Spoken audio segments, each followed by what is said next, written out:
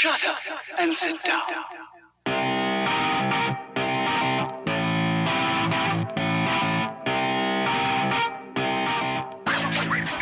Happy cycling is safe cycling. I think I'll go for a ride, check the bike out of the shed, make a fresh start, get out of my head. Before we start cycling, we have to prepare. First of all, you need suitable clothing that can soak up the sweat. A little boy on a mission, like the Tour de France. No, don't cycle drunk or I stoned. was a king, the bike, the road, and me. I think I'll go for a ride. You are listening to the Dialed Podcast with Matt Legrand, Sir Ian Gibson, Lance Hepler, and Jake Von During. I will always cherish the initial misconceptions I had about these knuckleheads. Enjoy the show. Prepare the body for biking. Make it warm, hot and steamy, ready to go. Home is many miles, you think you're... If you reach a pedestrian crossing, then you have to stop, even if these persons are very ugly or old. Some days I'm Sean Kelly, some days I'm David Byrne, pedaling through Dublin town, or in Portland, Oregon. If you want to pass someone, use your bell. Pass him and say, thank you. When you ride the frontier between nature and mankind, I think I'll go for a ride. I think I'll go for a ride. What if you become very light in your head? I myself always have an emergency potato in my pants.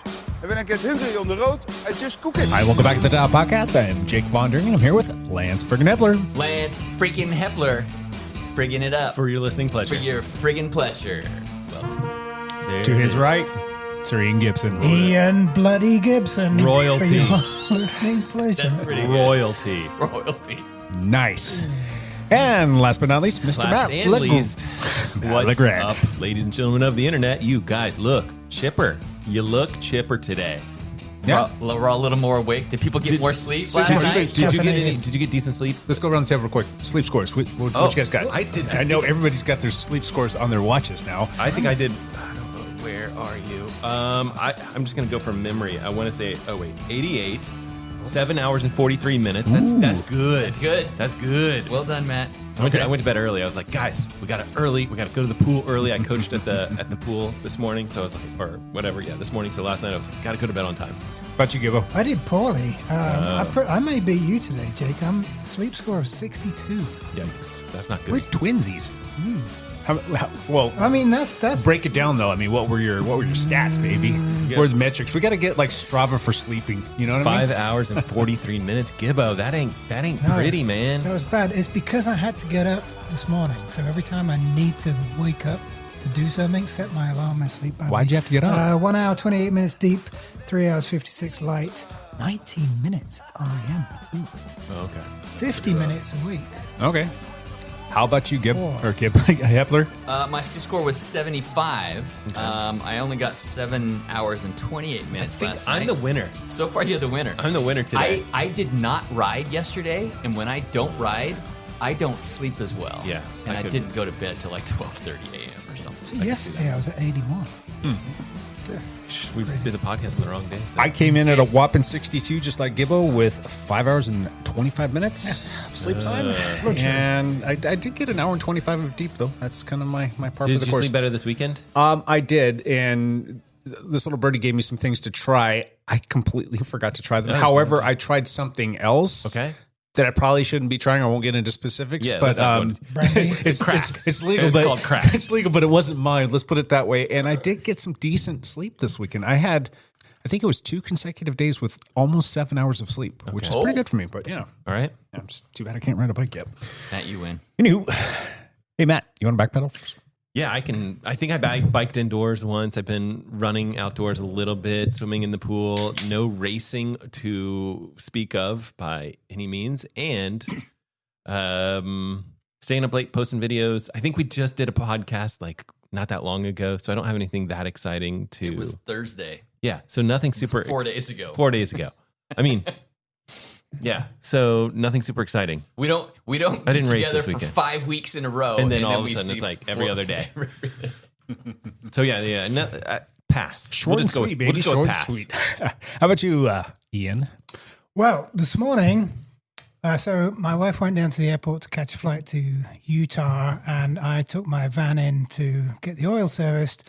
And I was waiting there at the dealership, and my wife called and said she didn't get on the flight. Where'd She's she go? flying Where'd she go? To Salt Lake City, To where though? What state is that in? Utah. Okay, I could have thought it. Did you guys hear that too? Utah. Utah. Utah. I could have swore there was an R on the back of it. I didn't know if that was an English thing or not, but I was gonna have you spell that. Anyway, it's like owed my grandma Washington. So but anyway. she called me from the airport and said I didn't get on the flight because she was trying to fly standby. Oh, right? yeah. And I'm standing there talking to her, and I'm like, well, do you still need me to ride down to the airport to pick up the car? That was the original plan. And right as I said that, my bike was leaning against the wall, a foot from me. I didn't touch it, and spontaneously, the back tire deflated. Like, That is weird. What the what? The universe does all not on want its you to own. ride today. My bike's like, I ain't going to the airport. It was the most bizarre thing. Anyway, so I didn't ride down to the airport today. But I did ride on Sunday, did my first, my annual attempt at a century. So Attempt? we finished there, Okay. but I don't ride those long distances very often. I don't really like riding for 5-6 hours at a time. Get kind of grumpy, and my ass hurts, and my neck hurts, and my hands hurt. When I'm fit, I love those. It was fun. 4 to 6 hour range is fun. It was a really good day out, Yeah. to be honest. We were out by St. Helens and out that way. Vernonia. Of the guys that went, I was the least strong climber, and we did 7,000 feet of climbing. So it was a good day. It's like a 500 TSS big boy day. So anyway, and then the next day I was going to do the Salvi shootout, but my legs were like, no way. Yeah. It's not going to happen. All right. Yeah, that was me. That's all I've done since last time we spoke. Epler, you raced your bike. I did. I raced my bike. I went out to the Washougal Motocross Park, where there was short track racing on Thursday and Friday and cross country racing on Saturday and Sunday. I lined up with the Cat 1 men and the elites on Thursday for the short track race and promptly took last place. Well done, Hepler. Good job. I even got it was a 25-minute race. I got lapped by 3 of the elites in the short track race. They're just that much faster. Plus, I don't care anymore, so that's a problem. That's the problem. That's the The big problem is I don't care anymore, so I'm not like. So once you get lapped the first time, that's when your caring ceased. And Yes. consequently, you got lapped. When I see that they're like 30 seconds behind me and like, oh, they're going to lap me because there's like 3 laps left. I'm like, okay, there's no point in pushing any harder than I am. Let's enjoy this. Let's try to smile. I generally don't smile when I'm racing because it's Too like, busy wheezing. it's full flycatcher mode. You guys realize- Mouth wide open. This is a bold-faced lie right now. He doesn't smile while he's racing. Are you freaking kidding me? How many videos have we seen? None of us are videotaping Lance, but we still have video after video. Lance heckling people while he's racing, laughing while he's racing. Do you laugh and not smile? Okay, at the same but time? here's the question. I Is do he that. actually racing, or is he just out riding his bike I'm in a riding my race? bike. No, at I'm that talking point. about like races. We're talking about cyclocross races. We've seen him like race, and people yell at you and heckle you, They and you're do. right there okay, with okay, it. that's a good point. Okay, so continue with your lies. Wait, Continue with your line. There was the announcer, Maëlle Blomberg, was announcing the race, and she knows me pretty well. And so as I'm getting lapped by like the third person, Maëlle over the loudspeaker is like, "Okay, Lance, just relax and let it happen." Just relax and let it happen. Oh my gosh, that's And then funny. she sees that I'm videoing because I've got my GoPro Yeah. on my chest mount. And I'm coming through on like lap 4, and she's like, "Lance, are you videotaping your own demise in this race? Is that what you're doing?" Yeah, I was getting it. She was dishing it out. It was pretty funny. So That's great. yeah, so I still had a good time, but didn't race well. On Saturday, no, it was Sunday, I did the cross country race. The cross country course was fantastic. I was really nervous that some of the new trails Scott was building wouldn't be bedded in very well, wouldn't be like very flowy. No, it was a great course. Some decent climbs, 3.5 mile laps, so you still got to see people 4 or 5 times during the race. And the course was just rock gardens, some technical stuff, but still enough like technical things. It was a really fun course. What's his trick? If it was freshly cut stuff, trails, single tracks that he put in, how did he get them to bed down? How did he get them to be in good condition? They had he mentioned to the owner of the Washougal Motocross Park, it'd be really great if we had like an engine compactor, like an engine driven compactor. Uh-huh. And he went, doop, doop, doop, doop, doop. All right, it's on its way. It'll be here tomorrow. Seriously, he just ordered one up He for him. just bought one. He found one on Craigslist and bought it. Bought it, huh? Yes. Sweet. The owner really wants mountain bike races to happen. I think his first name is Ryan. I can't remember. I think that's right. Yeah. Such a cool dude. I remember one time we were doing a group ride and we were sitting out there on Hughes and whatever that little crossroad is that goes to the motocross track. Yeah. And we're waiting for everybody to regroup. And he just so happened to be driving up in his truck and he stopped and he just starts rapping with us. Oh, yeah. And I at was first there. we were like, he's like, hey, what are you guys doing out here? You know, it was like, oh gosh, we're gonna get heckled by somebody. He's like, oh, do you guys know? And I think you guys race it. Like all of a sudden, it just opened up, and he was like all excited to see us. And like, you got to come out here and do more racing. We love having the cyclists out here. Such a cool dude. So, yeah. So the compactor really helped bed the I can trails. imagine, in. yeah. They were really good. Plus the dirt's good up there. It's all Yeah. loamy Pacific Northwest stuff. It wasn't wet or muddy, so it was just fantastic. They had the USAC races on Friday and Saturday, and they were a hit. It was very good. They were fairly well attended by juniors. okay. So it's a lot of juniors showed up. A lot of juniors came around because they needed points.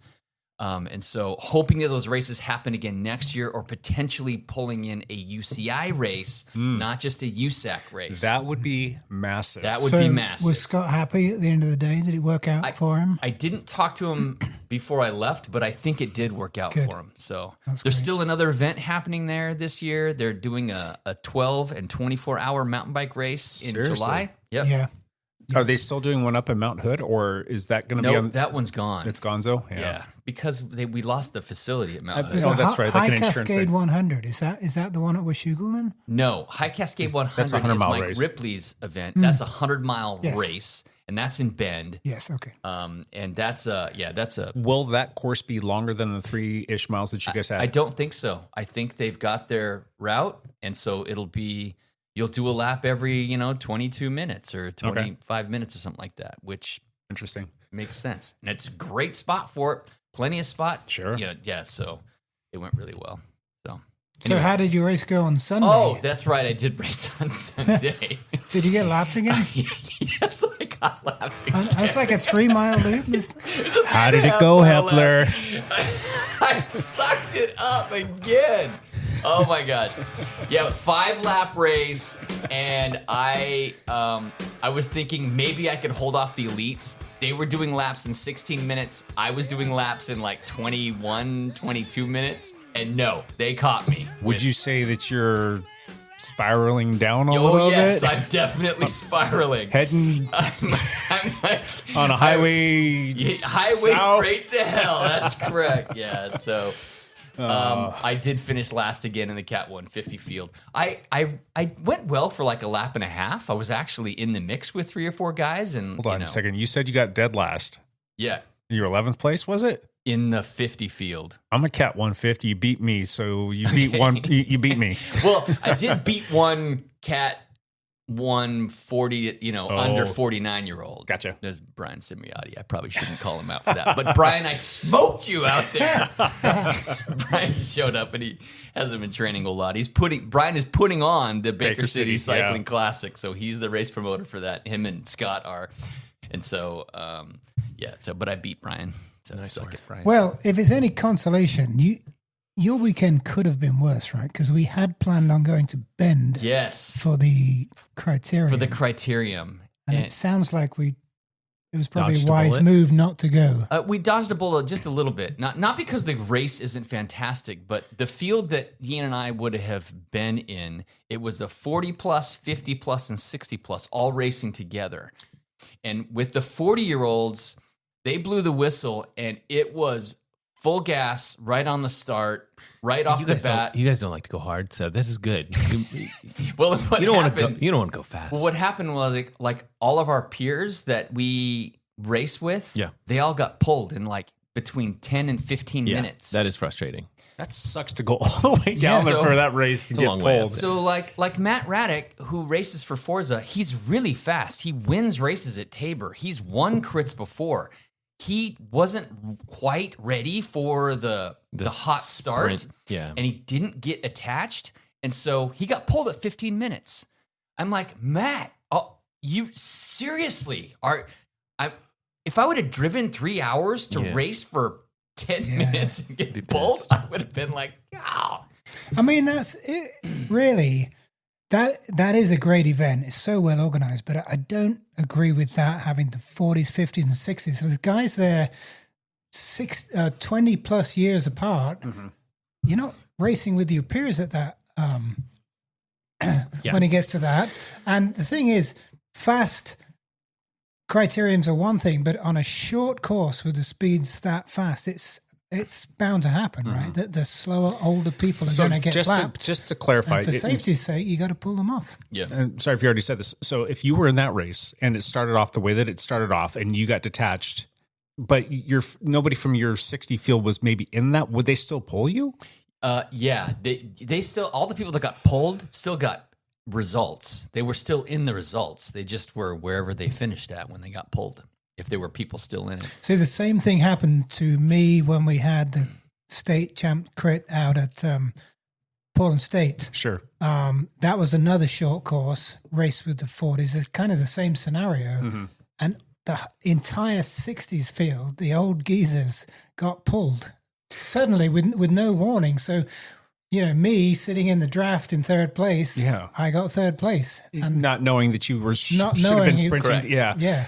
I mean, I understand why they're putting everybody together, because they just maybe don't have the numbers or they don't have the registrations for that. It's the scheduling. And I don't think it's safety. It's fitting every race. Yeah. No, but it's fitting every race into the day. Yeah. Well, how long is the day, though? I mean, what time are they starting? Do they have to be done by a certain time? Yes. Well, the races went till dusk. They went till 8:30. What time did they start? They started at like 9 a.m. or something like that. There were races all day. But there were junior races, junior women's races, junior men's races. You can't, on a crit course that's like less than a mile long, you can't do multiple fields at a time, except the Masters. They threw them all together. The 60-year-olds should have been gone first at like 5:30 a.m. because first of all, they're awake. They can't stay up late past, talk about it. Like dinner time's at 4:30. You're right. Right? Okay, so let's not interfere with dinner time. Okay, so you bump They that. had to get up and pee 4 times in the middle of the night, so they're awake anyway at make 5 them a.m. race. You should have just had them race. Oh, well.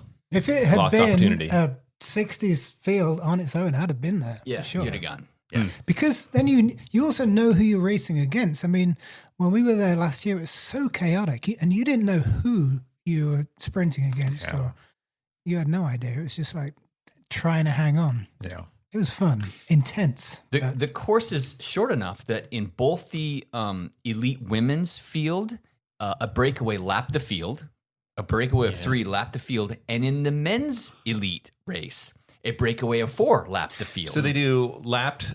So the same thing happened to me like 2002 or whatever. The last crit you SEC, ever did? SEC championships and running. Okay. But anyway, the way it usually is like the lap field and then down to a certain number of competitors. Like, so if a breakaway of 3 laps the entire field, they don't pull everyone off the entire field. No. They do it to a certain number, right? Yeah. So it's like lap field plus 15 or whatever it is, right? So it's different than that in crit racing, because getting dropped is different than getting lapped. So if you're getting dropped by the field, they pull you. Right. If the main field of racers, the peloton, let's say, if a breakaway gets off the front and laps the whole field, then they just all finish together. But the only people racing for the podium are the people who were in the break. And just tuck in with the group. Yeah. And they can do that. And then when they come back and they attach to that peloton, their teammates can help them out at that point in time. Yeah. So the problem is, that's true. Yeah. And then the problem is that the guys that get dropped are riding significantly slower at that point, and so they do pose a safety hazard.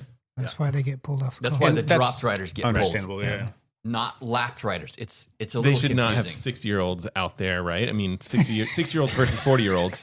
I mean, he's kind of a freak of nature, but He is very fast for how old he is. That's But true. still, like, I still stand by my 4:30 a.m. start time for those guys. His 60-year-old should have gone at dawn. Racing at It's the dawn. same when we did the crit down in Phoenix back in February. The 60s field, there was like 50 guys in that field, and it's a full 45-minute race. That's awesome. But again, and that was a massive event. What would you say, 1,000 people? There was 900 racers, over 900 900 racers that raced so that it was day. literally dawn till dusk. Yeah. So, in yeah. that race. 8 a.m. There were races at 8 a.m. and went all the way till dusk. So it's packed all day long. There was never you couldn't ever take like a free lap on the course because one finished and the next field was waiting to take the start chute. Yeah. Stay with us. We'll be right back.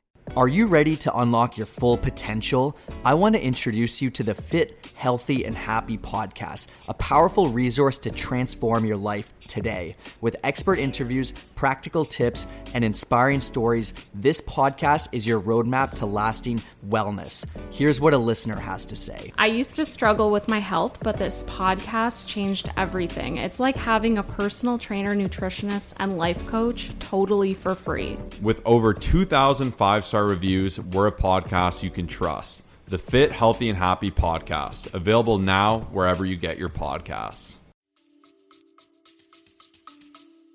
Anyway, the other thing that happened, another reason I was glad I wasn't there was unfortunately a really bad crash on the last lap. Oh, no. Predictably. In Good friend of Masters ours, field, yeah. Greg Steele, got pretty banged up. Banged So himself up. get well soon, Greg. Yeah. Bad news. Yeah. We don't like to hear about crashes. Heal but up, There Greg. were a few crashes there. Cool. That's it. Right on. That wasn't even. Well, I don't know what that was. It was that back pedal. me? Oh, it was my back pedal. Sorry. It's back, but we start Where talking, am I? We start What talking about. day is it? We start talking Race I about a different didn't go race. to. Talk about races that we didn't go to. My sleep score was not good enough to be thinking this clearly. All right. Backpedal, Jake. Are you passing? Oh, okay. Oh, Jake. Everybody, all right, pull up your chairs, boys. Okay, let's We're hear gonna it. have a long discussion about Jake. I mean, it's telling your friend Jake to shut Shut up, Jake. Shut up, Jake. Shut up, Jake. okay. I'll shut up. I got nothing, guys. I am still kind of not really riding, so it's not happy times, but it's what it is. I'll get better, and I'll be back soon enough. Having some mild little complications, if you will, and yeah, kind of off the bike for the time being. But I did some competitive gardening this week, and that was Fantastic. just kidding. Nice. No, yeah. Let's move on to this guy. Champ Bailey. Champ Bailey. Champ here. He's climbing out of the basement. Step by step. Car windshield, and then take your mother, Dorothy Mantooth, out for a nice seafood dinner and never call her again. All right, All right, Champ Champ. is Dorothy. here. We finished up the Criterium du Dauphiné. It was a Snooze fest. slaughter. Dude, can we say that? No. Okay. No, we can't. There's got to be something good in there. Pogacar won by just over a minute. Yep. Vingegaard was second overall. Who was third? It was Was it Remco? It wasn't Remco. Remco was fourth, and he was like 4 minutes back. The young guy. So he wasn't quite there. Yeah, obviously I'm really ready Matteo for this. Jorgensen was All right. probably in the top 7 Yes, or he 8, was. maybe. I don't know where he was. He was in in top. it We'll say as top well. 10. Yeah. So yeah, it was kind of exciting to have like 3 of the big 6 in there racing, and so Yes.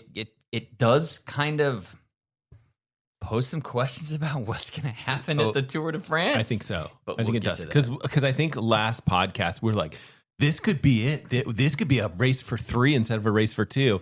And now I'm like, no, it can't.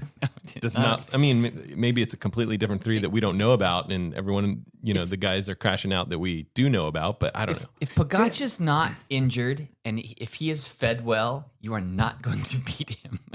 See, it's By such a Fedwell, shame it's because like, day he's- one at the Dauphiné was such a great race. It was Right. It was the best racing ever, and you're like, oh, this is going to be a great week of racing. Right. I think that this I don't think that's fair, but I do think that the last race, the last day, was a snooze fest. I think that's fair to say. I think Jonas actually finished ahead of Pogacar because Pogacar was like, I got a minute on you. Go ahead and finish in front of me. By less than a second. I mean, they were together, right? Yeah, they were together. And Remco got dropped. And there's stories there for sure. There. And this Florian Leibowitz, that's who took third from Bora. And he's young. He's like 21. So okay.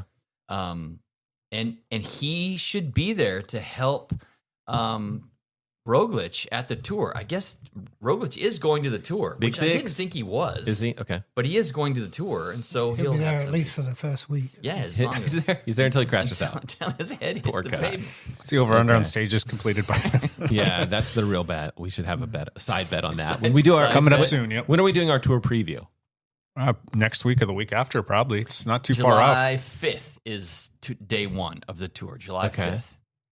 So we just got to figure out when the podcast is before that. Probably 2 weeks from today will be the 31st, which will lead right up to it. Maybe we should do it the week prior to that, just in case I'm sucking and get things out on time. It doesn't have to be on time, but we'll come up with our previews, and inevitably you'll know, like, whatever we say is the right thing will be the wrong thing. You'll know to place your bets accordingly. Yeah, and plus we got to get the fantasy stuff out there too. Get everybody signed up for that. That's always a blast. That's true. That is fun.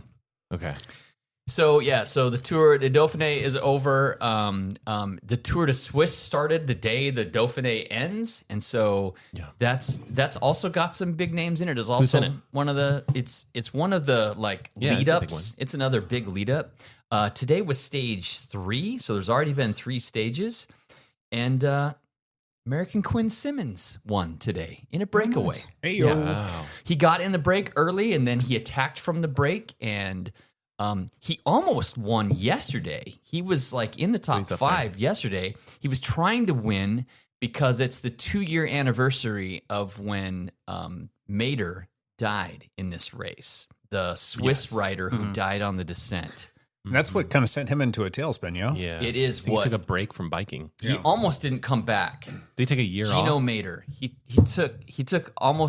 took a whole the whole season. summer, from this race. Most of the summer, he didn't come back until the fall to do one of the races. He just wasn't sure he was going to do. He was following Mader when he crashed, so it was very traumatic for him, of course. Yeah. So that's why it was hard. So he tried to win yesterday, didn't quite do it, but he ended up winning today, dedicating his race win to Gino Mader. Here's a hot seat question for you guys. Do you guys think that Americans are having a moment in cycling right now? There's some good guys up there. They're definitely bubbling up. I feel like we don't have a GC contender, but we've got these absolutely stellar. Well, Matteo won second. Paris-Nice. I'm just saying, I feel like for Tour, I feel like we have this For World Tour absolute GC stellar, guys, we've got all the lieutenants. The lieutenants. We don't have any generals, but we have lieutenants. We have these guys that are just the top helper. We don't have a big 6. Yeah. We don't have a big 6, do we? Yeah. But I mean, I don't know. I'm still excited. Even though they're not going to be, I don't think they're going to be on the podium for anything, but man, they're going to be playing a good role, playing a big role at the Tour. Yeah, more importantly, though, I mean, people are going to notice that and people are going to pay attention to that, and it's going to draw more people into cycling. And I hope so. Takes one of these guys to do something really special, and that creates a story that draws more kids in, and they could definitely win a stage here or there. I could definitely see that happening. Right. Depending on who crashes out early. That kind of it's going to be a big part of the puzzle. Let's hope there's not any of that. I hope not. That'll be great for everyone to finish healthy. Yeah. Cool. So, champ out. That's it. Let's roll. Nice work. You donezo? Yeah. Thanks, champ. I did it with nothing but my own blood, sweat, and tears, and extra blood. People dope. Yeah. You know, this is a sport with literally hundreds of dollars on the line and dozens of fans. The stakes are medium. Medium. How do you beat the man on drugs if you're not on drugs? Wait, did you just admit to being on drugs? The EPO Chain Mail. Send us a text with your questions. Forward this podcast to 15 people, and you'll lose 10 pounds overnight without even trying. You've got mail. And we do have mail, guys. Somebody from the great state of Washington sent us a message, and I think this is going to kind of lead into our next segment, kind of in a weird little way. Not weird, but anyway, I'll just shut up and read the response to the question. Maybe it's that sleep score I had last night. The coffee hasn't caught up with me yet. All right. Are you guys excited at the possibility of watching Pogačar win the TdF relatively easily this year? Or is the World Tour racing getting boring, at least when he is involved? Great question. Like I said, I do feel like the last stage of the Criterium de Dauphiné was boring. It felt, for the winning spot. I feel like the actual stage winner was exciting, but like Tadej just looked so comfortable in that race. Like they tried to break him, and it almost looked like he didn't even get out of his saddle. It's just like he just looked comfortable. Every time he was tested on a climb, he responded. No problem. He responded. I was like, he only got beat in the time trial. I was wondering what his heart rate was. 120. Right. It's just like he looks comfortable. Yeah. I think it's cool that we are definitely in an era of greatness, perhaps arguably the best cyclist there has ever been, I would say. But I couldn't get excited about predictability. It's great to see that greatness on display, but when the racing gets so predictable, I can't say I'm excited for it. It's. I will say he races with panache. He's a racer's racer, right? He attacks. Yeah, he's fun to watch. He's fun to watch. It's a long way from the days of Sky. That you staring at the stem. Yeah, just setting a. That was boring to me. That was boring. Watching Pogačar, yes, it's repetitive. It's the same thing over and over again, but he does it in so many different ways, and he does it in a way that nobody else can do it, and you're just in awe. You're watching greatness. That's what I'm trying to say. Yeah, yes. And I quite like that. Do I want to see him win again? Kinda. Because I want to see somebody like set records, and I want to witness history. Yes, it's fun to witness history. I have two things. One, there was this interview with him. I don't remember when it was within the Dauphiné, and they were asking him like, "Okay, you're doing really great right now." Blah blah blah blah blah. They were like, "What kind of stuff do you need to work on?" And he just had like this befuddled look on his face, like, He like I don't have anything I need to work on. What do you want me to tell like, you? I'm already good. I'm perfect. I'm freaking killing it. He was like, he even said like, I'm kind of at my peak right now. Like just like meaning like in his career. And I think he even said something like that. In my career, I'm with me. He said like, well, I'll always be able to like learn the courses better and have more experience. He had a good answer, but it was still funny to just see like that, like I'm winning these races struggle easily. a little bit. I don't think I have anything I really need to work on here, buddy. I mean, he rode away from Vingegaard the other day, like it was nothing. Yeah, I swear he was breathing through his nose. He wasn't. Yeah, he wasn't visibly. Climb into the brain of Jonas Vingegaard. Where is he sitting right now in terms of his thought process? Second. He's sitting second. He's like, okay, just stay healthy and stay upright for 2.5 weeks and just hope that you get towards the end of the tour and that something happens, right? Like anything can happen in that tour. Those first couple of days are gross. There's so many crashes.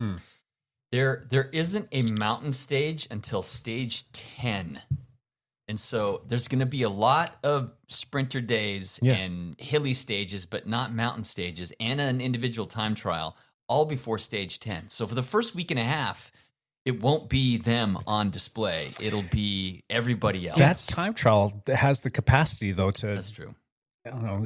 That could be an interesting watch right there. It sounded to me like that Tadej was like, I should like same thing when he was asked that question. He was like, I should probably get on my time trial bike at least once or twice before the tour. I'm like, I don't think he cares that much. Like he's not been like focusing on the time trial stuff. It seems to me like he knows that it's gonna be on the climbing stages. But my next question for you guys is he coming in too hot to the tour? Like he is. We all think he's fit as a fiddle at this point, but a lot of times you kind of want to be coming in a little. You kind of want to come in a little soft in the tour, and then like by the third week you're firing on all cylinders. But isn't it like kind of commonly known or widely known that the person that does the best at the Dauphiné is generally who does the best at the tour? I mean, it's definitely a preview. Yes, it is generally the winner of the Dauphiné ends up winning the tour as well, because that's generally who does the Dauphiné is the the big hitters. There's not going to be a whole lot of change in their rider's fitness in No. 3 weeks. Most of the riders will take like 2 or 3 or 4 days off, and then they'll go to an altitude camp for like 3 weeks. They'll either go to southern Spain, the Sierra Nevadas, or they'll go to Majorca, or they'll not Majorca, but Tenerife, or they'll go to the French Alps and preview some of the big mountain stages, but stay at altitude. And so they'll do that for like 10 days. And then come straight down right to the tour. Here's the thing. I feel like Tade has been going for so long. He was on fire during the classics. Like, this has just been an extreme season for him. I think it's, if he finishes it up and it all goes well, like, yeah, best season ever. But man, that's a long season. But again, world champion, looking at him ride, you wouldn't know that he doesn't look burnt out, does he? He doesn't look burnt out. No. Absolutely. I mean, I would like to see him. Sorry, Jake. No, go ahead. I would like to see him win because he deserves to win. He's by far the fastest guy out there. Yeah. I would like to see him challenge, though. I'd like to see the race get close. At least. Absolutely, yeah. I'm just curious what teams are going to be able to step up because it's going to take the work of a team, not an individual, to make anything happen to him. And he's got such a strong team around him. Exactly. So, I mean, can anybody else besides Visma step up? Visma has a pretty great team. I would love to see something like we saw, was it 3 years ago, where Visma stuck it to him. Oh, yeah. Going up the Galibier. Roglic and Vingegaard. They just tag team. That would be awesome to watch someone. That's what it's going to take, right? I mean, but that's the year that Pogačar broke his wrist in. No, that was a different year. No, he broke his wrist earlier in the year, and so he missed a whole section of training. That hasn't happened this year. Would there ever be a situation where multiple teams would make an accord and gang up on UAE? I mean, would Visma that's do a great some sort question. of like little side deal with I don't know? Don't think that matters. You don't think so? I don't think it matters. If you look at that second to last stage, he's too good. If you look at the second to last stage, he was isolated for the Dauphiné. He was isolated in that, and he still made it look easy. Yeah, he's still Sepp Kuss went to the front to try to lead out Jonas, and Pogačar just said, "Forget this," didn't matter, and bolted. And so Jonas jumped on Pogačar's wheel, couldn't make it, couldn't hang. Do you think Pogačar's good enough to where he could just surf teams and do this on a solo effort? I mean, not all day. Those rides are way too long. He will have people. He will have people taking care of him, bringing him drinks and things like that. Sure. That being said, I did see him go back to the car during the Dauphiné, grab a drink for his teammate, and bring it up front. Yeah. How effortless was it for him just to ride up through the entire pedal time to the very front and say, "Here's your drink." They're single file. There's like 30 riders single file, and he just rode up the side and passed the drink and drifted back to the back.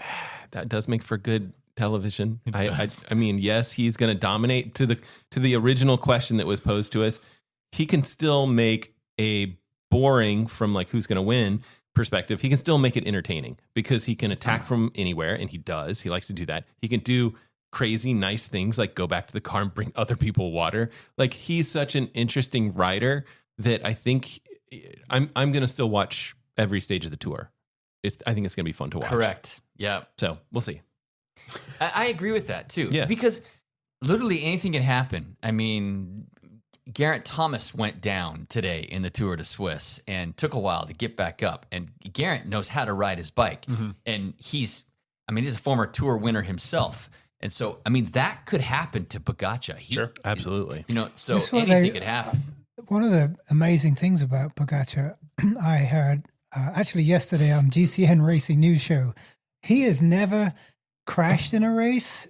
He's never withdrawn from a race. He's never DNF'd. He never crashed out. Crashed. Okay, crashed out. Yeah, I was going to say, I've seen him crash, but not crashed out. Yeah. Every race he's done in his professional career, be it as a junior, under 23, or in the World Tour, he's finished those races. That's incredible. Extraordinary. Yeah. Doesn't unheard of. The first year he won it, when he beat Roglic, what was that, 2020, was it? Maybe around there? It was around the COVID times. That's when we had the tour in September, I think it was. I remember early in that race, he had a mechanical of some sort, and he was 3+ minutes down, and then he just kept chiseling away. Something like that would be exciting. I don't want to see him crash. I don't want to see him get hurt, but I don't know if he broke something on his bike and lost a bunch of time and then had to like fight his way back up there to make it interesting. Something like that would be kind of fun. Yeah. Because he can do that. I don't know. There's just so many dynamics to this. Let's go back to the original question that the listener asked. Is World Tour racing getting boring when Pogacar is involved in a race? And let's speak specifically to let's talk about the Grand Tours. Is it boring if he's in the race? I think we kind of addressed this a little bit. I think that, granted, looking at the schedule, the first 10 days, he might not be in the lead. It's going to be, it's almost a little uncomfortable to watch those first couple of days because they're almost on ice skates out there. They're crashes. There's people sliding out all over the place. It's dangerous. I don't even enjoy it. It's just, I'll watch it because it's it affects the entire race, on a complete, Roglic might go down. Who knows? But like, I feel like those are exciting for a different reason. And then we get into the mountain stages and those are going to be exciting for a different reason. And I think that it's still going to be really enjoyable to watch as a whole. But if we get 2.5 weeks in and Pogacar's ahead by 7 or 8 minutes, the race is essentially over. What if it's like a week and a half in and it's like you're halfway through the tour and he's got 3 minutes or more? Could be. We saw a race recently, Giro d'Italia, where he wasn't involved, and that was one of the most exciting, close fought, dynamic races we've had in a long time, and Pogacar wasn't there. So that tells me something. True. I think that it's still exciting to watch because there's so many things that go into a World Tour race. I mean, you've got all the different jerseys to go for. You've got all the different stages. You've got all the stories that are involved with everything. It's still fun. Like the rest of it, but I don't want to see a race that's over halfway through the race and it's somebody's race to lose and all I have to do is just go finish all of the stages. Yeah, that part's boring. But again, you're still watching greatness. There's so many different little variabilities to the race that kind of unfold as the race goes on. So I think it's fun. And you just have to appreciate the fact that you're watching greatness. Yeah. I mean, if you had asked me the same question during the Sky years when Froome was dominating, I would have told you, and that's how I felt at the time too, that was boring. Because they were very mechanical. It was very much just like going by the numbers. There was no spirit, no heart to that. With Pogacar, there's something special about that guy. He has a certain charisma about him. People just like him. He's a likable guy. And he just looks like he's out there having fun. And he will do stupid, crazy, funny things when you probably shouldn't be doing it. I'm like, why are you doing that? But he pulls it off somehow. I feel like Jonas is a little bit more of that rider, more of like the Sky rider where it's like, it's a little bit boring. I mean, you can tell what's going to happen. Like he's going to take some of his best riders. They're going to do the lead out thing. They're going to pull him as fast as they can to the bottom of the climb. And then he goes, right? Like that's just like the standard formula. He's going to use Sepp Kuss as long as he possibly can. These are just like normal cycling things to do. And I do think Pogacar is fun to watch because he doesn't follow the normal formula. So there's so many stages where they're just going to normally, like if you're in the lead, they're going to say, yeah, let somebody else win that. But he's such a competitor. He's going to go after it. Or he might be leading out a teammate going into a sprint. Like, what are you doing? I don't think he's going to he's strong enough that he can do some crazy stuff. I don't think he's going to make like rookie mistakes like he might have done 3-4 years ago. Right. I just don't like, I think of the example of when he was just getting tag teamed by, Roglic and Jonas. There was just like one and then the next and the next. But those guys were like basically 2-3 in the tour, wherever they were numerically. Like he had to cover those attacks. And it's just like, that was, I don't know if that was a mistake, but it was definitely well played. I just don't see that kind of situation happening unless you get into the situation where these teams like come up with some sort of, I don't know. And like I can't see them doing like, we're from a separate team, but we're going to work together against this. I don't think that's going to happen. Just like being in a break. I mean, you'll work with other people from other teams until it comes down to the end. Then you're going to go head to head. But when you're talking about GCs, there's only so many people that he would actually need to worry about covering. And again, he could even at some point in the tour, he could be so far ahead that he doesn't even have to worry about that. So I think, and then you get into the point where it's like, well, second place or third place better cover this because it's not his job to cover that particular. I don't know. I don't see it being quite the same as it was a couple of years ago. The scenario that I would see are two teams that have two guys that could be a GC guy and you don't know which one it's going to be. Yeah. And they can start working together that basically Yes. effectively puts 4 GC guys in the mix, and they're going to make, and Pogacar's just not going to know which one of them is going to But there stick. isn't that. Yeah, what team is that? I mean, okay, so UAE's team's really good. Well, yes, but like Visma has Matteo and Adam or Yates. Yeah, that's right. He had Matteo and Yates and Sepp Kuss, all who've won Yeah. big tours. And So, Jonas. but they're not the same. You've got as Jonas. Bora's got some talent in there too. And I mean, let's not like write Roglic off. I mean, he very well could still be in the mix. We know it's probably not going to happen. He's getting a little long in the tooth and likes to crash too much, but they've got some younger talent on there. I just think Just it's Florian. You've got Wolfpack too. I mean, that's who knows who they're going to bring to the race this year. So, I mean, there could be a scenario where they could all start working together to work over the entire UAE team, knowing that if they can get that team to like, I don't know, implode, soften up a little bit. I just see Pog being invincible at the moment. Like whatever you throw at him, he's not only gotten stronger physically, but he's matured as a racer as well. He's got several years of experience now. He's not going to make mistakes like he did in the past, like where he bonked out. 2 years ago? Yeah. He completely just screwed his nutrition strategy up, ran out of energy. That's a learning moment for him. That's not going to happen again. He's surrounded, like you said, with a good team. Do you think it's good management, people, good coaches, trainers? You name it. He's got it all dialed in at the moment. If you had to bet, yes or no, do you think the tour is going to be boring this year? No. Okay. Maybe some of those 6-hour-long flat sprint stages. I can only speak for myself. Yeah. I'm really looking forward to it. You don't think it's going to be boring? So no, I don't think it'll Jake, be boring. you think it's going to be Not boring? going to be boring at all. I think it's going to be fun. I think that we're going to see some things that we're not expecting. Well, then I'll just say it's going to be boring because the three of you guys said it was. That's the only reason I'm saying that. Did we get to see Froome running in his cleats up Mont That was the Ventoux? best. Maybe if we see that, it won't be. That was the best. Is he still with Israel? Pretty much. I mean, kind of. I don't think he makes any he's racing. teams, He turned right? 42 and he's still racing. His contract goes through like this year, but he hasn't been racing. I think 'cause he he's had not. another crash, right? Earlier this year. Oh, no. He just doesn't have. He's not the top 10 on the team, so he doesn't. He He doesn't doesn't make make the team. Yeah.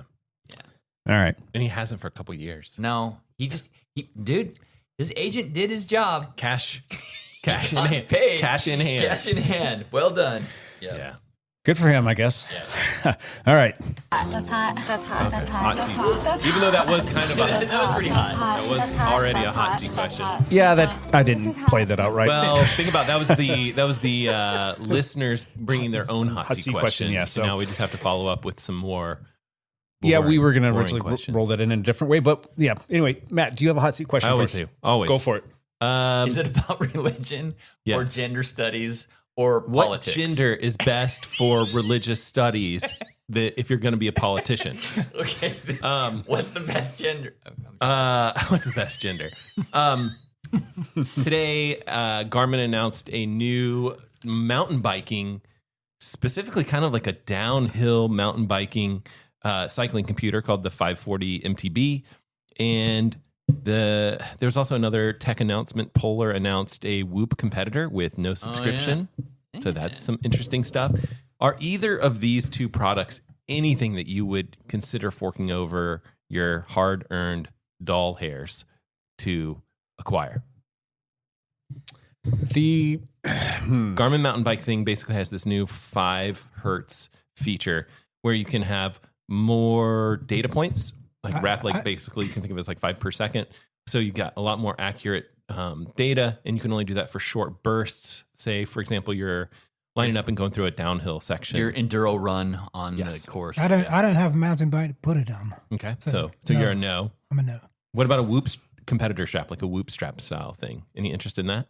Like in a what now? You know how Lance wears this Whoop strap?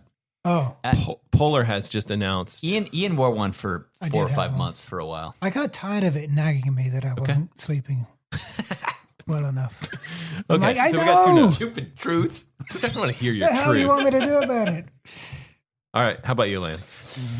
I'm quite. I'm not really interested in a mountain bike computer. Okay. I don't. I Plus, think it's like a 540. I feel like it lacks the touch screen. I feel like there's something like I normally like buttons over touchscreen. In this case, the way they have the menu stuff set up, it's like, oh, it really is kind of nicer to have the touchscreen. I think the computers we have are good enough for mountain bike stuff. Okay. If you're into the downhill enduro stuff, maybe that computer is nails. That 5 hertz thing that Matt was talking about, where you get the increased data points, is fantastic. But the problem for me is that I'm not a downhill guy. I'm more of a cross country guy. One of my air bikes. So that doesn't work unless you're going downhill.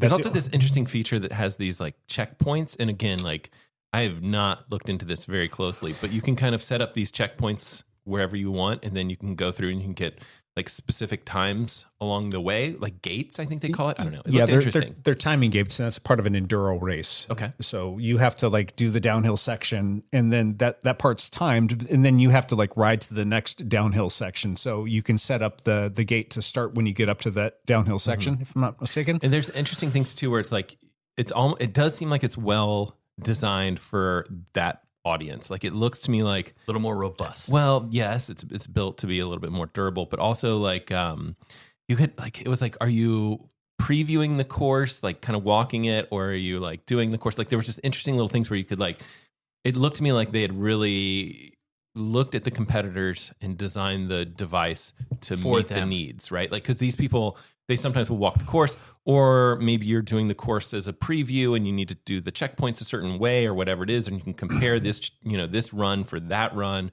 and see which way you did it was better.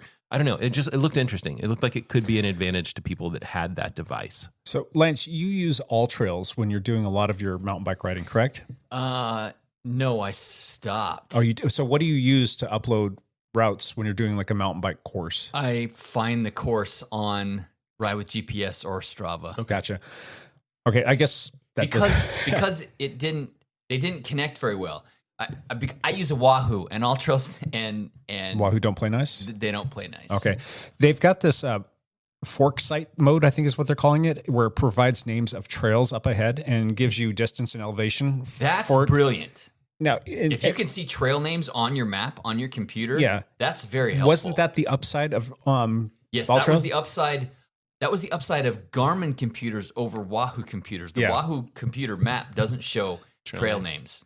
Gotcha. They also have a new feature in there where you can, it's something similar to like the hill climber feature, but you could look around you. Like here's 10 climbs around you that you could just be like, oh, there's a 12% grade climb for, a mile and a half. Like it's only, 5 miles from here, whatever it is. So that was a new feature that looked new to this device as well that might be interesting for those of you guys that like climbing. I wish they would have done like a 540 mountain bike and a 840 mountain bike just to be like, make it complete and have touchscreen on the 840. I don't know. I mean, I like the ruggedness of it. That's kind of cool. Yeah. It's really not that big of a deal to me though, because I'm not really bashing it around, I guess, like an enduro person would. I would really like to see that 5 hertz GPS recording elsewhere and be available for doing stuff outside of just the downhill component. But I can see those increased data points is going to increase the file size. And if it's always on, it's going to make for a bigger file. And if those files are getting uploaded to your Garmin account, that's going to be data that they're going to have to store for you, if I'm not mistaken, which could swell things up and it's going to get expensive for them, right? Yeah, I think it probably would increase file size, which is why I think they just do this 5 hertz mode for like a short. Like, it's just downhilling. Yeah. And then, and you have to be descending for it to go into effect. That feature is also going to come to the Garmin Edge 1050 with a firmware update, but it's going to be a little while before that shows up. Will that be something that's always on, or is it just for downhilling? I think it's just downhilling. Huh. It seems to me that it's like it's just a solution looking for a problem. There's no reason you can't just use a Garmin 530 or whatever. Regular bike computer should do everything you want, whatever. If you're gravel riding or mountain biking or road riding, I would think. I agree to you to a certain degree. I don't like the fact that I like what they're doing here. I don't like the fact that they're adding another SKU. I don't want to have specific computers to do specific things. A computer should do everything, in my opinion. From what I could tell, it sounded like the hardware was not capable in older devices for the 5 hertz stuff. It was available to the 1050, which is why they're bringing that feature to that device. But Yeah. So I'm guessing maybe going forward, future iterations, you would think. like a Yeah. You would think 850 or 550. Yep. Okay. Yeah, that's my guess. All right. Well, stay tuned. Yeah, you we'll see. You don't want something big on your mountain bike. This one is pretty small. Yeah. And I think I got that to play with it a little bit. They and have see it. different Yeah. mounts that are new as well. You can have like a top tube mount, which is new. I don't know. Yeah, they don't. The downhillers, they don't like that out front mount, so Yeah. they put it on the top tube, and they don't want to put it on the stem because the stem's a little bit too short. So that's what the new mount. Yeah, the mount was for. So It's not all trails; it's trail forks. oh, trail forks. Okay, Yeah. sorry. All right, that was my hot seat question. Good job, guys. Good one. Thank you. We didn't Gibbo. talk about Wahoo. We didn't talk about the Whoop. Polar announced thing. a Whoop competitor. That'll It's be not my. even. That'll be my. It's not even technically out yet. It's which is really crappy. They just made the announcement that they're gonna release it to customers. They don't have the price yet. There's not a lot of good information about it. They just made an announcement that there will be an announcement, but it'll be a Whoop competitor without a subscription. Okay, well, so fee. So clearly we all like the data because we all sat here and compared about our sleep scores. And as more people get more into health, you see people talking about sleep scores and their sleep data and whatnot. I love my Whoop. Yeah. I love the data it gives me. I hate the freaking subscription model. 100%. I hate it. Now, that's another reason I gave up on It's Whoop. too much. It costs too much. Is it $15 a month?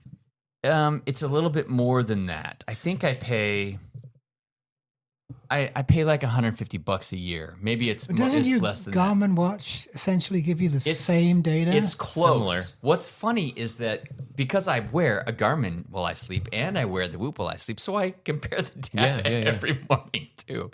I do like the way that Whoop shares the data better than the way that Garmin does. Yeah. But it's because I'm used to it. If I didn't have the Whoop, then the Garmin would be just fine. If I was Polar, I would basically be like, we need a score that's big and bold, that's shareable, and it just looks the exact same way that Whoop has it in the circular format. It's just like, I would be that guy. Yeah. I would be like, this is what we're going to have this feature. This is what this device is going to do. What's interesting is they made this product like over a year ago, and they were like, we're going to sell this to third parties so they can rebrand it and do whatever they want to with it. And everyone's just like, what? What are you doing? Why don't you go direct? Just do this. You're Polar. You can go direct to consumers because you've done this for your entire career as a company for 40 something years. And now you're going to be this third party supplier when there's this feature. Everyone wants a Whoop competitor. And there are other, like, I feel like Amazfit is a brand that also has a Whoop competitor, but still it's like, you're Polar. Like, you could do this. Polar. And then so for a whole year, everyone's just like, what are you doing? So they finally did make this announcement that they are going to go direct. Sell it themselves. They are going to go direct. It's just not to available consumers. quite yet. I don't know. I think this is the theory is that this is the announcement to basically preempt another company that's going to do the same thing, right? So like, let's just say, for example, you have a Garmin t-shirt on. Let's just say, for example, that Garmin does something similar. They do some sort of strap that tracks sleeping or whatever. Then Polar's already come in and said, hey, we preemptively announced. I think Ray was like, what do you call it? Like consumer blocking or competitor blocking. He was like, could be cock blocking, but he didn't say that. He was like, could be some other C blocking thing. It was very funny when he said it in his video. And I was like, spot on. That's good. Good job. Good job, Ray. One of the promises that Whoop made was that the subscription model would allow you to get updated hardware when they came out. So they promised that every time. That was the promise. That was the promise. That promise was that when because they're like, you're paying for the software. You're paying for the software. We're gonna cover you for the hardware when we improve the hardware. And they didn't improve the hardware for like 3 years. It's been like 3 years, but they just recently came out with brand new hardware, and they did not give it to everybody who had a subscription. They reneged on their promise. That was a little bit bad. That's quite bad. It was bullshback. It was.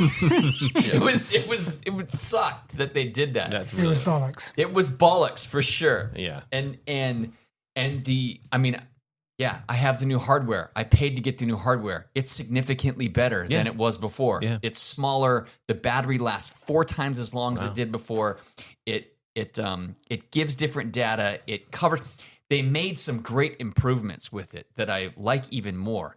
Not happy that I had to pay for it, re-up a subscription. Yeah. It wasn't just included. Yeah. I had to like restart my subscription for another year to get the new. And they were saying stuff. it like didn't matter where you were. You could have just like went over your year And you could or have whatever just it was, renewed. and then all of a sudden you got to pay for a whole nother year's worth of to renew again. baloney. Yeah. I call that baloney. It was- Whoop. I think they pissed off a lot of people with I that. think they pissed off a lot of people too.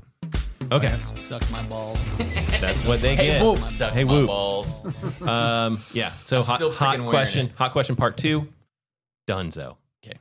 We got to find another hot seat question. Was that your hot seat question, Lance? Yeah, that was mine. Thank you. All right. You're welcome. Yellow. Are we still? We need more. You've got yours. Yeah, everybody does hot squeak. Yeah. Okay. Well, changing gears. I was kind of blindsided by the hot seat thing today, so I didn't really have anything. But then I thought about, so on my Training Peaks calendar, I've got no events set up. Me neither. At Yeah. all. Yeah. And I get this pop-up message. It just How says, do you why live are without an you event? training?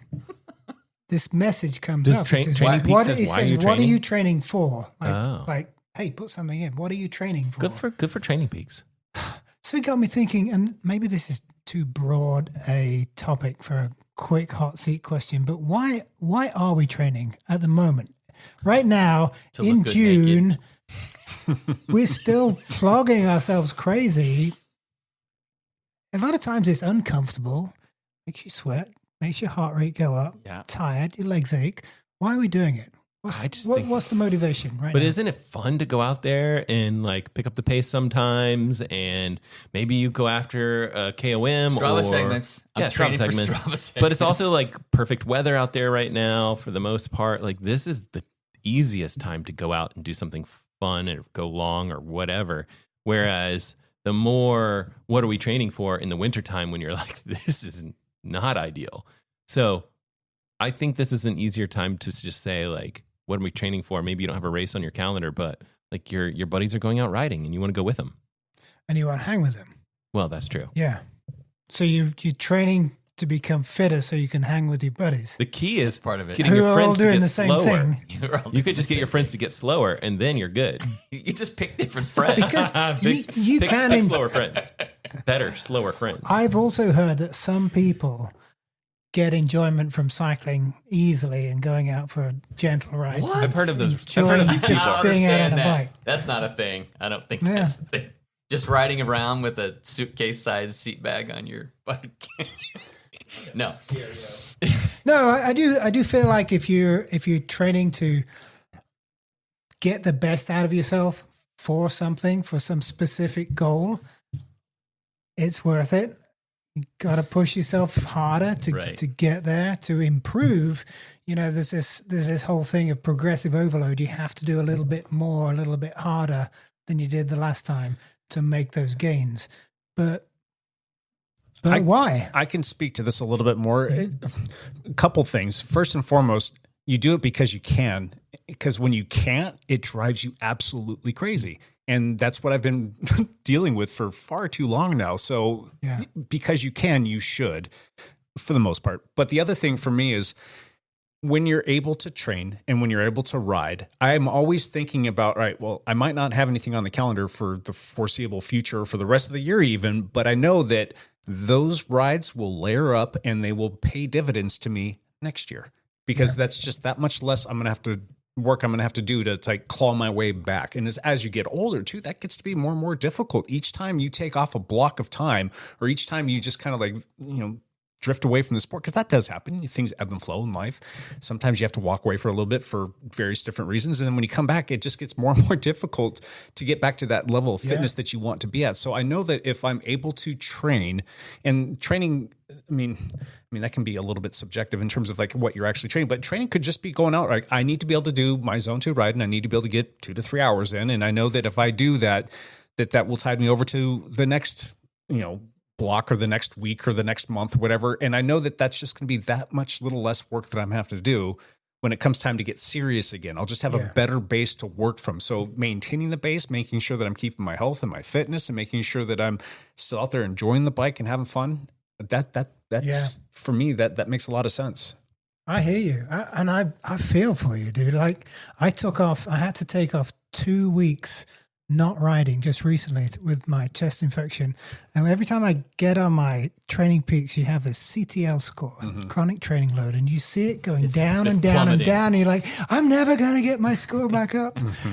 You know, so you don't want to bottom out. You want to maintain something because, as you said, the further down you go, the harder it is to claw your way back up. So. Yeah, and there's just, for me too, we even kind of alluded to it, and I think you spoke about it in the very beginning when we were joking about our sleep scores. Like, if I'm out training, whether that be just an active recovery ride or it be a zone 2 ride or going out and flogging myself, I always sleep better. So there's that. Oh, and then when I'm training and or out riding, there's just this paradigm shift in my brain of like, all right, we're going to eat better. We're going to try and get to bed earlier. We're going to get better sleep. We're going to take better care of ourselves. And we're going to start to make that a priority. And that has a trickle down effect to everything in your life, to your attitude, to the way that you sleep, to, your just disposition in general. I mean, you're able to get a lot more done when you're training hard. Yeah. At least my opinion, because I don't know, there's just kind of the way it works out.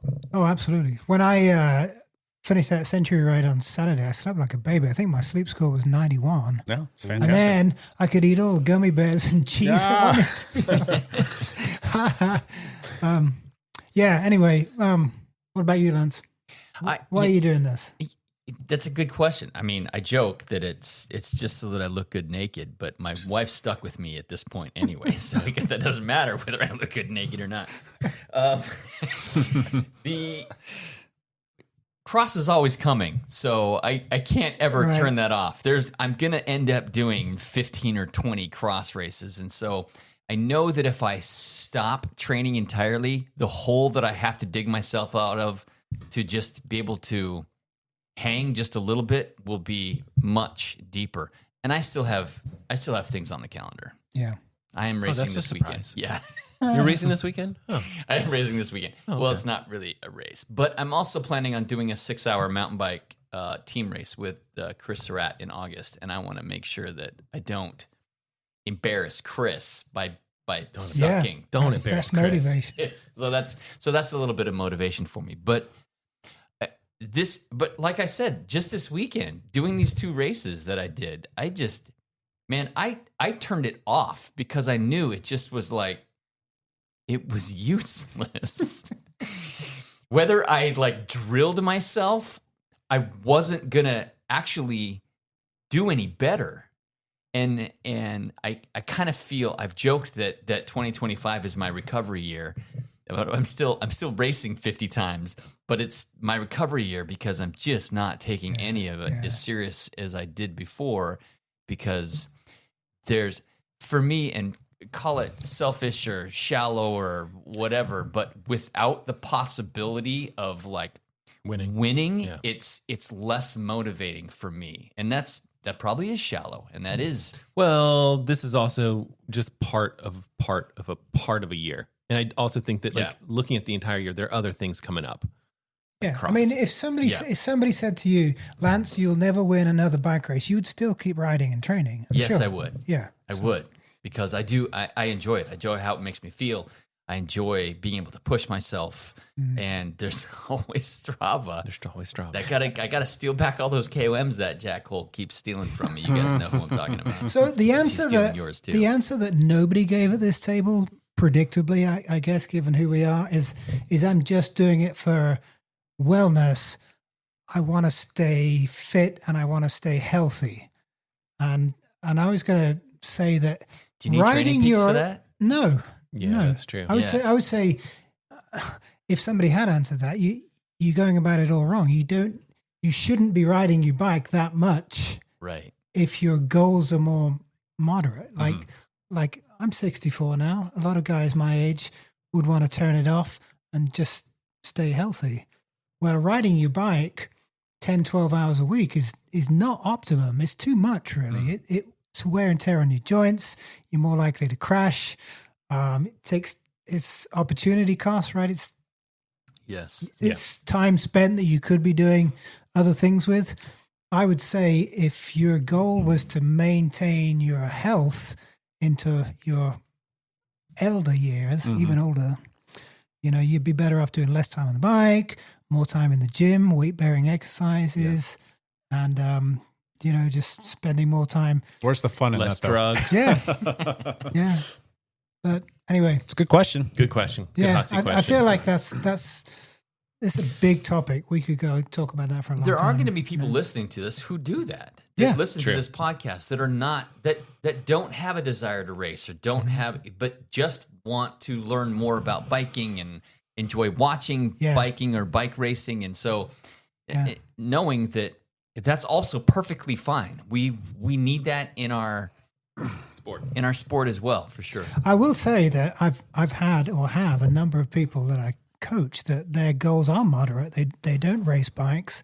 They just want to stay healthy, and it's quite challenging to say, to keep the motivation going and get the training varied and specific enough to quench what they're looking for. Right. I would without an actual hard. You don't have to goal. train to be a fast racer, but for those people, I think it would be an excellent idea for them to put just an event on the calendar. Yes. Reach the beach, STP. Yep, I agree with you 100%. That's what I've do too. always all tried of to those different encourage, things. for sure.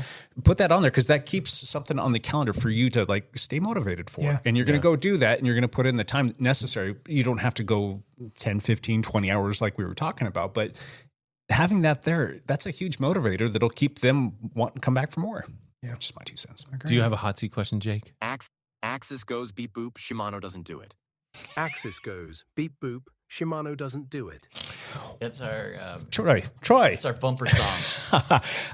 Lyrics to our bumper song. There you go. Our lead out song. Nice. SRAM just dropped new Force and Rival group sets. What are your takes on those? Is this something that you're excited about? Do you guys care? I need to learn Are you more. guys thinking that might be something in your future? Well, considering I've just bought a new red group set, I'm hoping that there's not going to be some trickle up effect from the new, where my new components are going to be obsolete like the last time I bought It would new. be the inverse of that. Yes, it the was inverse of trickled down from the stuff that was specifically just Gotcha. on the red group sets that came out about a year ago. Then I'm happy. And they are now available mostly in the Force, which is pretty fantastic. And the Rival got some of the qualities there. The brakes on these new SRAM systems, the new red system is so much more improved than the old SRAM system that's the difference for you. The fact that they're taking this down to Force and to Rival is fantastic. So there's now cheaper group sets that have less expensive. Yeah, less expensive group sets. Probably that a little have bit of a weight penalty, I'm guessing. Weight penalty doesn't quite have all the features, but some of the things are really good. You've better brake. Yes. Because that was the big thing for the red a year or two ago. A year ago. Yeah, they completely changed the piston inside the brake lever, and it's like 80% stronger. So you can literally one finger brake. And this is all coming all the way down to the Rival? Yeah. Correct. Yep. All right, good on you, Shran. So the Force has the same ergonomics as the red, and it's got that the extra little action buttons on there. So that's kind of neat. And the Force did lose weight in comparison to the last generation, the D generation. They're on the E generation now for the whole lineup. So everybody's Force has always been a great group set. It's Sure. it's the sweet spot for buying components, I think. Sure. There's always been everything you need in that group. Yes. Yep. And so I guess the part two to my question is like I'm probably not going to really go the Rival route because I'm able to get at least the Force or the red, being that the red and the Force are so similar now, and there's just a discrepancy in terms of the weight. Is it worth it to go with the SRAM red as opposed to the SRAM Force? What's the price difference? Oh gosh, I'd have to pull this up. It's $1,000, I'm guessing, between the. It's more than that, if I'm not mistaken. I think, and they've all got power meters, which is great. So if you wanted to go with a Force group set with a power meter, and you wanted to go with a red group set with a power meter, you're probably going to be paying about $2,000 more for the red. And there's Holy crap, really just at the end of the day, Just just weight. a weight penalty. Now there are some different things available in the red genre. Are you thinking about buying this for a specific future bike that you're thinking about putting together, like a road bike? Or? Building a new factor that will have the SRAM red on it. Okay. now that, I've known about the Force for a little while, and I kind of debated. I'm like, no, I'm just going to stick with the red. But I am going to go with the Force group set on a new gravel bike that I'm going to be building.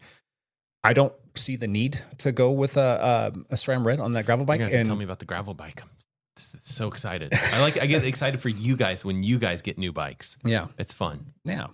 So I'm kind of like torn. Like, is it really necessary to go with the red? Because why don't you try it? Why don't you try something different? Don't get the red and just try some different stuff and see if there's problem. I am going to be trying the Force on my gravel bike, and I'll have the red on the road bike, so I can compare and contrast the two. Does it have the extra button? It does. Yeah. The Rival does not. The Rival doesn't, but the Force has the extra button. Yep. Yeah, dude, it's sold.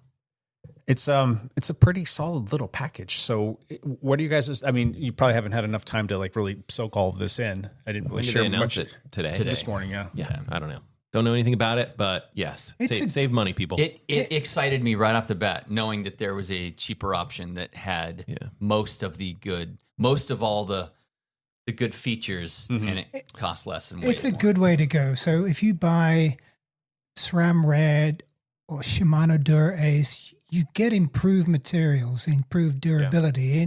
In theory, those group sets should last longer, need less maintenance, just quality materials. But none of us will keep that group set without upgrading for its lifespan anyway. Yeah. So having a bearing that's going to last 20,000 miles instead of 15,000 miles is moot, because you're not going to get there before you move on. I don't know if I can necessarily agree with like the red lasting longer because of the material choice. They're going to last about the same. The red's just going to be slightly lighter. And I think that there might even be a compromise with that being lighter and maybe not lasting quite as long because you're going more towards exactly. So there is that component there. Yeah. I think it's exciting. I'm glad that we're heading in this direction. For SRAM, I think it means that they need to think big for their next red component set, and they probably need to be careful about cannibalizing their own market. Yeah. Well, there'll still be all the races that will want the lightest and fastest. Yeah, I agree with that, but that's just a tiny percentage of components. We talked about the road side of things. They also dropped the gravel side of things for the Force as well. So they've got a Force Explorer 1x drivetrain, and again, it's 1x13, 1x13, and it's got a UDH rear derailleur, which that's a game changer as well.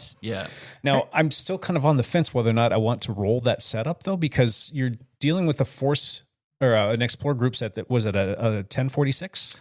That's correct, and you're running with a 44 or 46 ring up front. Yeah, I don't know if that's enough gearing for me. I mean, all I do is I think of like some of these gravel rides that we've done where it's like 8 to 10% gradient for 3 miles going uphill, and I'm running a 46 up front with the 1050 on the back, and I'm like, I really would like to have the 1052 right now because this is a grind.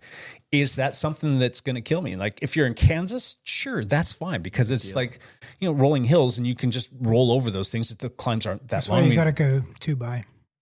Possibly, 100%. But I'm doing an event this weekend in Utah, and there's a 3.5 mile climb, 9.5% or something stupid. And I have your mullet setup's going to be beautiful for that. Yes, I have a 52 on the back, but a 46 up front. Yeah, to compensate for that, for me, I feel like I'd have to drop down to like a 40 up front. Yes. And then I'm spun out going downhill, or sometimes on the flats when it's getting like really spicy. Yeah. So anyway, that's kind of my 2 cents, but I do like the direction they're going with that. And I have talked with some of the SRAM folks. I'm like, gearing, I still haven't gone out and ridden the Explorer group set just because the Explorer, the full... But not the Explorer, the red. The red's good. Yeah. I'm just thinking about the Explorer stuff. And I'm like, is the gearing enough though? And I'm just throwing out the scenarios, and I'm still not convinced that I would do anything other than a mullet setup. And that's another beautiful thing about SRAM. You can do that. Mullet setup. So you're a road configuration up front, and then a mountain bike configuration in the back. Gotcha. So you're going to go with like a mountain bike rear derailleur that can take up to that 52 tooth. Bigger cassette. Yeah.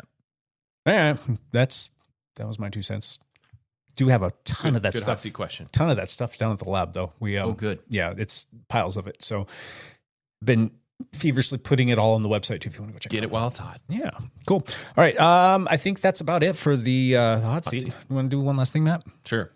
I actually don't have much because we just podcast on Thursday. I did talk about my video that I posted on Thursday, the Garmin Venue X1. That video's done pretty well, I think. I'd have to look at the numbers and see how well it's done. I think I looked or watched it like after we recorded our video, and you already had a couple thousand views on it, and you just dropped it that day. I'm like, that's pretty solid, man. Good job. It's doing okay. Let's say 15,000 views. Attaboy. And it's a solid video. I've done actually a few more workouts with that watch since the video went live, basically because I just rushed that video out when I got the watch. But I've swam with it. It's not bad for swimming. You know, having that large screen and good bright AMOLED screen, like you can see it really easily underwater. It does have some swim modes and things that I didn't think it was going to have. So I'm really happy with that. I think I've biked with it and I've run with it. GPS looks accurate. Heart rate data looks good. Everything looks good with that watch. I think the big problem is it's pricey at $800. So that's a little tough pill to swallow. And then I'm working on getting out the Garmin Forerunner 570 video. Got it recorded and everything like that. Just got to put it all together. So Sweet. Look out for that soon. Good. Cool. In the next day or two. Nice. Gibbo. My one last thing. It turns out the BMC Caius gravel bike makes a really good road bike. Good. So cool. I've set mine up because I'm leaving for Germany in a week and a half, and I need to take a bike with me. So I put 32C tires on it, road tires. Yeah. I've ordered a bigger crankset, so I'm going with the 4837, I think it is. No, 4833. Okay. And it's great. I mean, Yeah, just fine. feels just like a fast road bike. Really good. Yeah. So nice. That's Lance, you're staying in that's town. what You're I not got. going anywhere, are you? You never leave. You're always here. That's the great part about Ian's Lance. the one bouncing back and forth to Europe all the time. Yeah, you don't travel. I'm going to go to Nice in the fall. Oh, nice. That's Nice. So that seed. There's so many good rides around Nice Yeah, and there Monaco. is. Oh my gosh. Gosh. Yeah, baby. What you got? The Madone. Okay. Yeah. See, You're already scheming. I'm already scheming. Yeah, I'm jumping in my van here, probably within the hour, and headed east. Are you all packed up? I'm all packed up. Yep. So I'm headed to Ogden, Utah. I'm doing the NV Grodeo event. It is a gravel event at NV headquarters in Ogden, Utah. It's not a quote unquote race, but like It's just an event. But like Alexi Vermeulen's there, and a bunch of other hitters are there, and they are like shutting down one of the roads for us and giving us police escorts for part of it. But You'll go hard. I'll go hard on sections of it. It's 92 miles and like 8,500 feet of climbing. That's not my bag.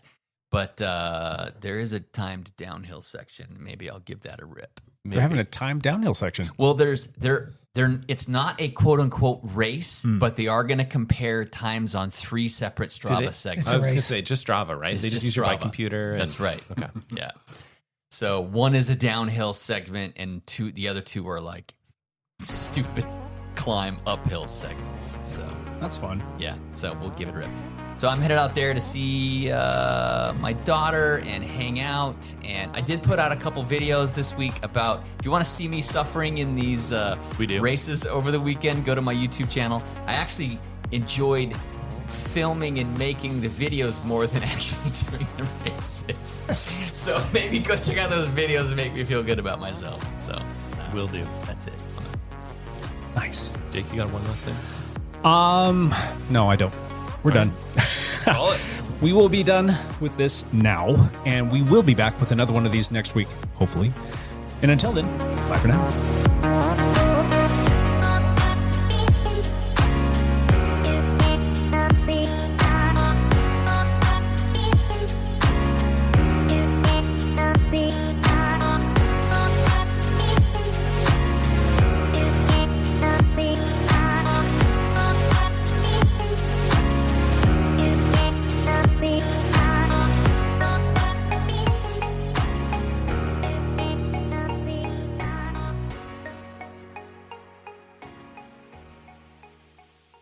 Today, a man tell Gustav I cannot ride fast, but I can ride very fast. I will now field questions. Gustav, my question is, can you ride fast?